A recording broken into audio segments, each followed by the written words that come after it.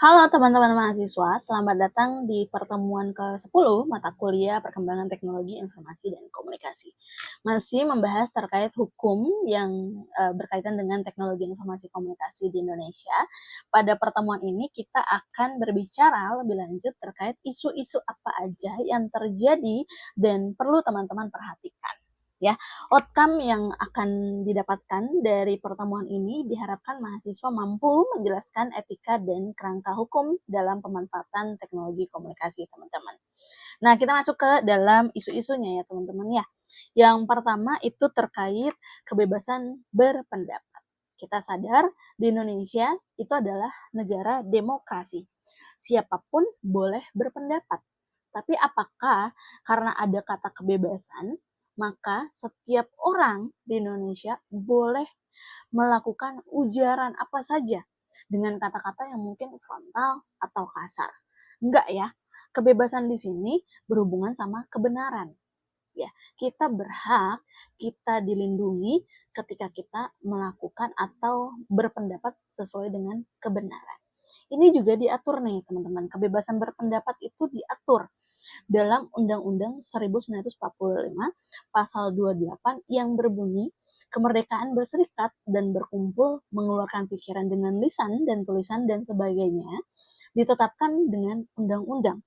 Jadi nggak sembarangan teman-teman bisa melakukan ujaran ya, apalagi ini berhubungan sama pencemaran nama baik atau mengomentari atau mengkritik pemerintah, atau juga mungkin bisa berpendapat hal-hal yang sedang happening di sosial media. Itu juga harus membutuhkan hikmat diri teman-teman untuk menggunakan kebebasan berpendapat dengan sebaik-baiknya.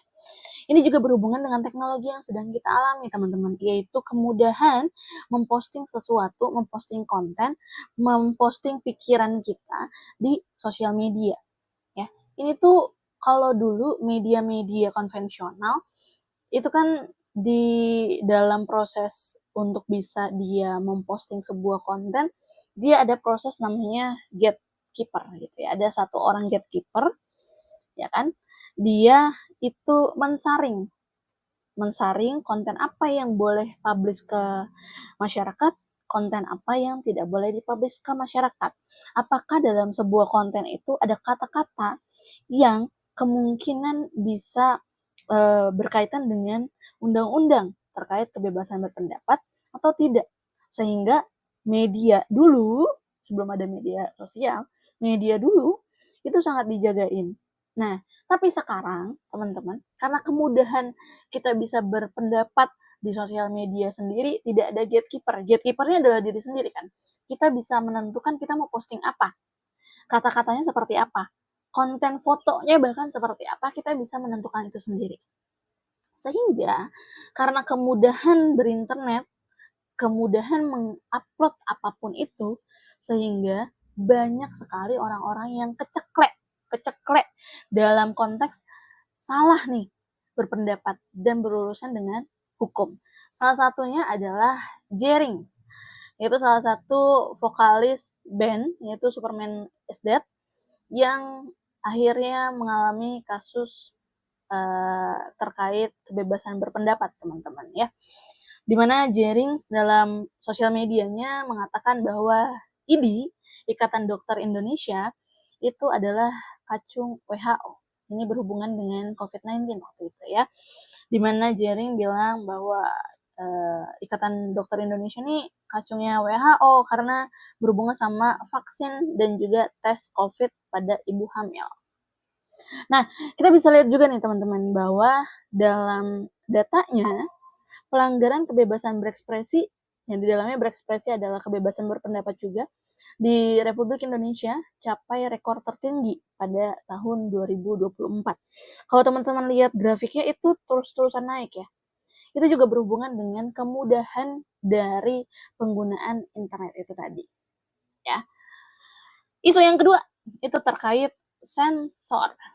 Sensor terhadap materi yang dianggap asusila atau kekerasan oleh Kominfo atau ESP seringkali dilakukan sepihak, sehingga menimbulkan banyak pro dan kontra di masyarakat. Persepsi pemerintah dan masyarakat dapat berbeda mengenai konten yang dianggap melanggar. Pemerintah memblokir berbagai web ya yang dianggap tidak sesuai dengan undang-undang, nilai, norma yang dianut oleh masyarakat Indonesia. Ya, padahal web ini adalah web sharing yang hubungannya sama art gitu ya, sama uh, bahan-bahan yang sifatnya untuk ide-ide, pengembangan ide gitu ya. Karena ada batasan antara art atau seni dengan pornografi kabur sehingga menimbulkan persepsi yang berbeda antara masyarakat dan juga pemerintah. Ada berbagai website ya yang akhirnya diblokir di Indonesia, tapi bisa diakses di negara lain. Ya, kita tahu bahwa Kominfo sebagai tangan kanannya pemerintah itu memang punya hak untuk memblokir website-website yang dianggap tidak sesuai di Indonesia, sesuai dengan nilai norma dan juga undang-undang pastinya, teman-teman. Tapi hal ini itu juga menimbulkan pro dan kontra, karena masyarakat menganggap bahwa ya ini nggak kenapa-napa gitu. Kan gue mau lihat Tumblr karena mau lihat konten-kontennya, terus ada banyak ide-ide yang bisa didapat gitu ya. Nah, contoh kasus yang terjadi itu terkait Telkom Group, ya, salah satu SP yang terkenal di Indonesia yang memblokir Netflix dengan dalih konten asusila yang dapat timbul di Netflix itu sendiri. Ya, sementara ISP yang lain tidak memblokir. Nah, walaupun ini pernah sempat terjadi dan menghebohkan, sekarang Telkom Group sudah membuka blokirannya sehingga siapapun pengguna Telkom bisa mengakses konten Netflix. Dulu juga Kominfo pernah memblokir Telegram, teman-teman, karena dianggap Telegram itu platform yang digunakan ISIS untuk berkomunikasi. Ya, walaupun sekarang Telegram bisa digunakan secara luas lagi, teman-teman. Nah, itu adalah proses sensor yang kerap kali itu menjadi polemik di masyarakat dan juga pemerintah. Oke, selanjutnya isu yang ketiga itu terkait pembatasan akses internet. Jauh dari masalah yang kemarin tuh ada pelambatan internet yang sudah dikonfirmasi oleh Kominfo terkait isu-isu yang kemarin terjadi itu DPR, kita banyak masyarakat di Indonesia yang akhirnya turun ke jalan terkait isu-isu yang dilayangkan oleh DPR. Terus muncullah ada pembatasan TikTok gitu ya, terus ada pelambatan internet.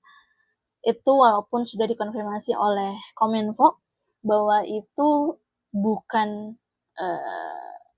bukan keputusan dari Kominfo, tapi memang tingginya traffic yang mengakibatkan penurunan pelambatan jaringan internet. Tapi jauh sebelum itu ada kasus di 2019 terkait pembatasan akses internet di Papua Barat dan juga Papua. Di Agustus 2019, teman-teman pemerintah pusat melalui Kominfo pastinya melakukan pembatasan internet atau bahkan pemutusan internet dengan dalih menghentikan disinformasi yang beredar. Memang ada apa Kak sayang? Pada saat itu sedang ada demonstrasi masyarakat di Papua akibat ada perilaku rasisme yang diterima mahasiswa Papua di Jawa Timur yang berujung penangkapan mahasiswa tersebut. Nah, masyarakat Papua akhirnya bentrok sama TNI yang diduga melepaskan tembakan dan akhirnya terjadi kerusuhan. Ya, kita mengerti bahwa dalam posisi tersebut Kominfo itu berusaha untuk menghentikan disinformasi yang beredar supaya kerusuhan tidak semakin melebar.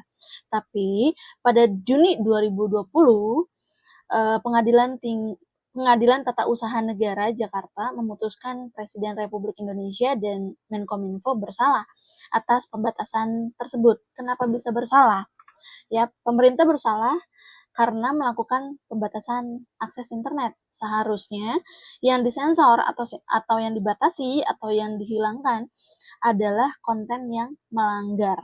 Ya, ini diatur teman-teman di Undang-Undang ITE nomor Pasal 40 ayat 2A terkait pemerintah melindungi kepentingan umum dari informasi elektronik yang mengganggu ketertiban umum. Yang diatur dalam undang-undang adalah konten yang mengganggu. Konten yang mengganggu adalah konten disinformasi kan, konten-konten yang menyesatkan kan, bukan seluruh jaringan internet di wilayah tersebut. Informasi ini juga menjadi sebuah hak asasi manusia yang dilindungi dalam undang-undang. Sehingga kalau dalam konteks ini, pemerintah akhirnya dianggap berlaku sewenang-wenang menurut Undang-Undang Nomor 30 Tahun 2014 tentang Administrasi Pemerintah. Nah, ini juga rame teman-teman di internet ya, terkait pembatasan akses internet di Papua. Isu yang selanjutnya itu berhubungan sama privasi dan data pribadi, teman-teman. Kita sebagai warga negara Indonesia itu berhak dilindungi atas privasi kita. Perlindungan terhadap privasi diatur secara implisit dalam Undang-Undang Pasal 28G ayat 1 tentang perlindungan diri pribadi. Privasi itu merupakan perlindungan diri sendiri dari intayaan pemerintah dan orang lain yang tidak kita kenal. Ya, RUU Perlindungan Data Pribadi juga mengatur tentang kedaulatan data, kepemilikan data, lalu lintas data, sanksi pidana atas pelanggaran penggunaan data pribadi. Sehingga kalau ditarik datanya, kebocoran data pribadi di Indonesia terus menaik ya. Sepanjang 2019 sampai 2024 tercatat Kementerian Kominfo menyatakan telah menangani lebih dari 111 kasus kebocoran data pribadi. Kebocoran data pribadi ini adalah bentuk kecerobohan dari pemerintah ataupun pihak swasta ya, yang merugikan individu secara finansial. Kalau misalnya yang ada penipuan atau hacking data pribadi terkait banking gitu, atau sosial ya, reputasi, atau ini berhubungan sama kebocoran data yang berhubungan dengan data-data pribadi yang bisa disalahgunakan. Dan juga psikologis, rasa tidak aman menggunakan sebuah platform ataupun berada dalam suatu wilayah. Ini juga menunjukkan bahwa regulasi dan pengawasan masih lemah di Indonesia, teman-teman. Banyak penyelenggara belum mematuhi standar keamanan data. Ya. Selain isu itu, kita beralih ke isu selanjutnya terkait hak atas kekayaan intelektual. Ini berhubungan dengan copyright, paten, terus haki, karya yang dipublikasi, yang dilindungi. Nah, sebenarnya tujuan dari payung hukum haki adalah untuk mendorong kreativitas seniman dengan cara melindungi pendapatannya, teman-teman, tanpa menghalangi masyarakat berkreasi dengan karya yang sudah ada. Nah, paten itu sendiri itu adalah hubungannya sama karya atau produk yang sifatnya produk teknologi ya. Paten itu hak eksklusif si pembuat karya atau si pencipta itu supaya bisa mendapatkan royalti. Nah, salah satu kasus yang baru-baru ini terjadi itu berhubungan dengan pencipta lagu versus orang yang menyanyikan lagu. Kita tahu bahwa beberapa penyanyi itu sedang fight ya terkait hak-haknya. Kayak Vidi Aldiano, Agnes Monica, dan juga kalau misalnya di sisi pencipta lagu, ya pencipta lagu juga menuntut terkait hak cipta yang dilindungi.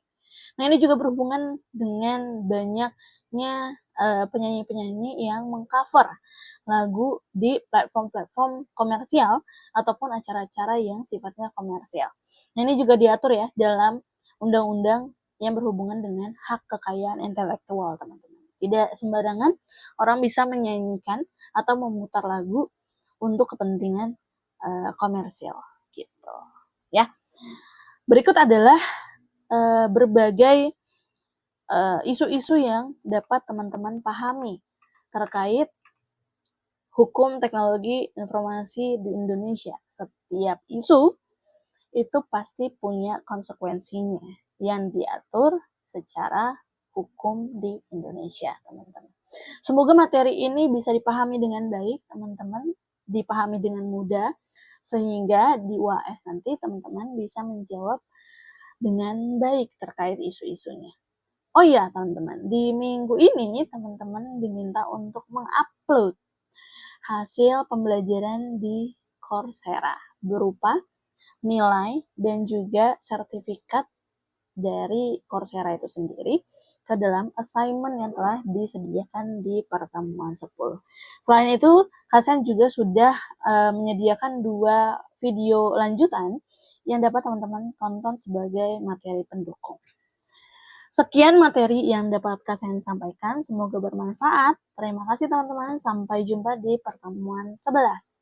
Kasen pamit, semoga hari ini semakin menyenangkan buat teman-teman. Sampai jumpa.